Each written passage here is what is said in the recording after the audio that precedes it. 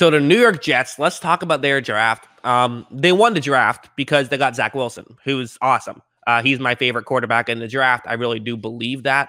And I think you see this, it's becoming more and more of a common take that people won't have Trevor Lawrence as their number one quarterback, whether it's with Zach Wilson or someone else as the number one guy.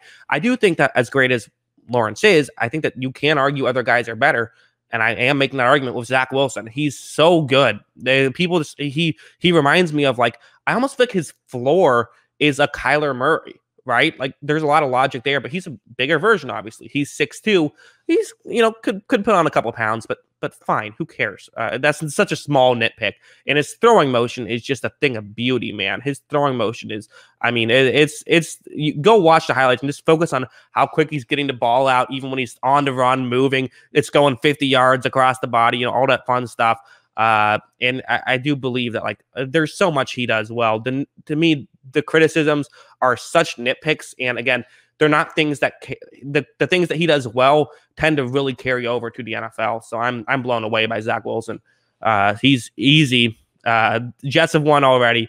I could talk about this for hours. Let's move on. Let's talk about Elijah Vera-Tucker, who I was surprised by. I'll just say that. This is not what I would have done necessarily, but I'm not going to kill it necessarily either. So they gave up a bit of value, maybe a bit too much value, but they really wanted Vera-Tucker. I think that's what it came down to, was they went out and they drafted him at 14. When you have some other guys on the board who I like better, like I like Darisaw better.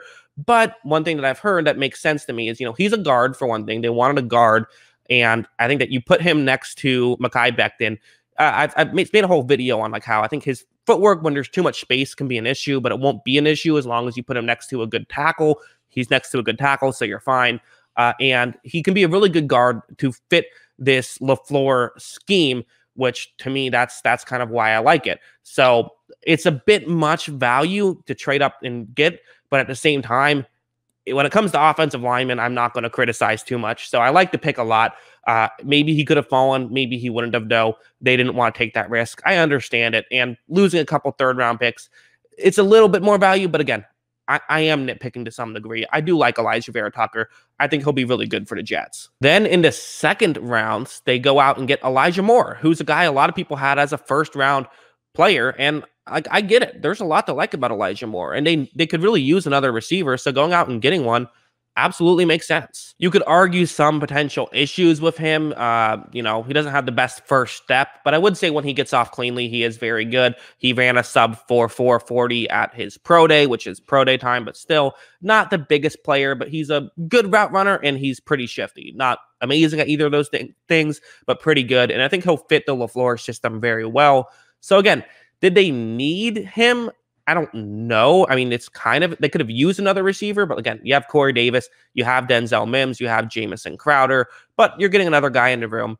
4 receivers you can work with. Braxton Berrios, I thought, had a solid season. They also have Keelan Cole. So kind of a crowded wide receiver room, actually, but they wanted to have a guy who could be a potential, like, number 1 or 2, get kind of the top end guy, because none of those guys I listed are number 1 receivers. So if you can't have a number 1 receiver, at least have a couple number 2s.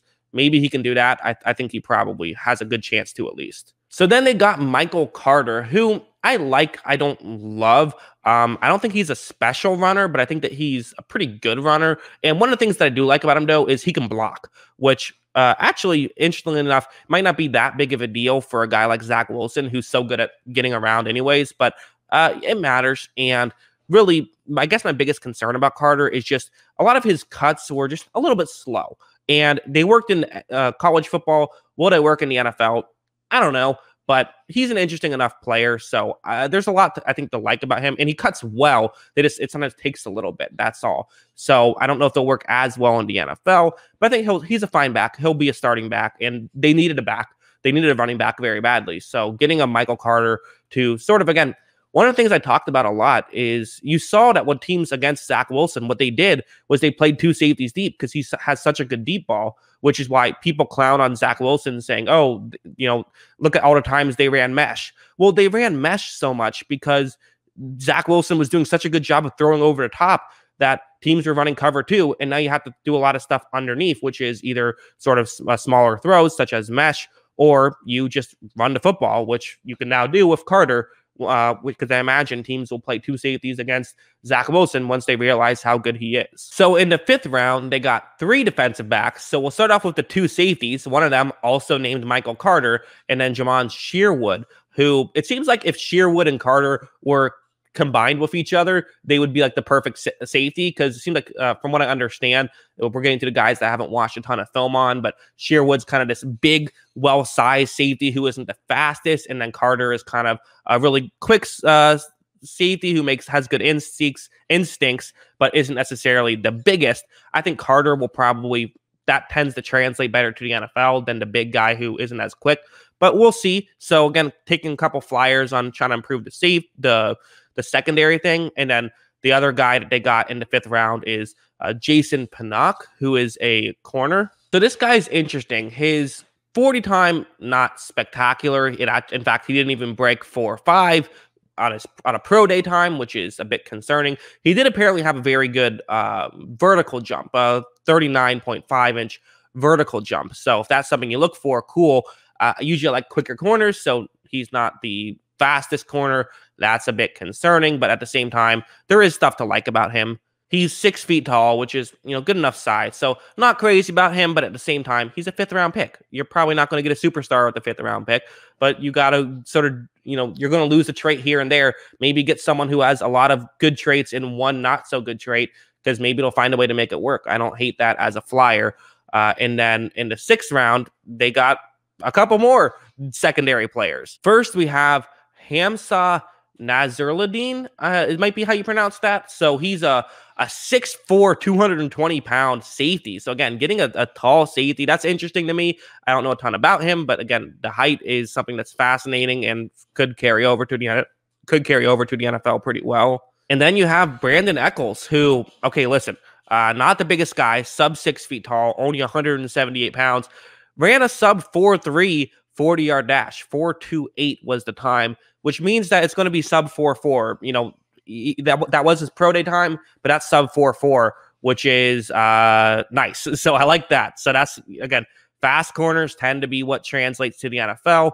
I'm sure there's plenty of other issues because, again, he's sort of undersized, but at the same time, and I guess he doesn't necessarily make, not great ball skills either. So it's kind of the situation where he'll be in position, but then not be able to make the play. But yeah, fine. Like, he'll get in position, won't allow much separation. You can teach a guy to turn his head around a lot easier than you can teach a guy to run faster. So he's interesting to me, a very interesting flyer. And then finally, defensive tackle Jonathan Marshall, who's another guy that, fine.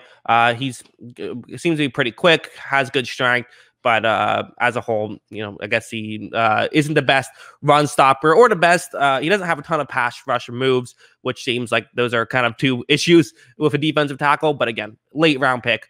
That's kind of my thought on that. So yeah, as a whole, obviously I love the Jets draft because they got the best player in the draft, in my opinion, Zach Wilson. And I think they did a lot else pretty well too. They got Elijah Vera Tucker, who should fit that team well. Elijah Moore should fit the scheme well. Michael Carter should fit the team well. So a lot of talent there. And honestly, the other Michael Carter is interesting as well. So a lot of stuff that I think the Jets did good. That's what I think. What do you guys think? Let me know in the comments below. Always love hearing from you. And of course, as always, thanks for watching.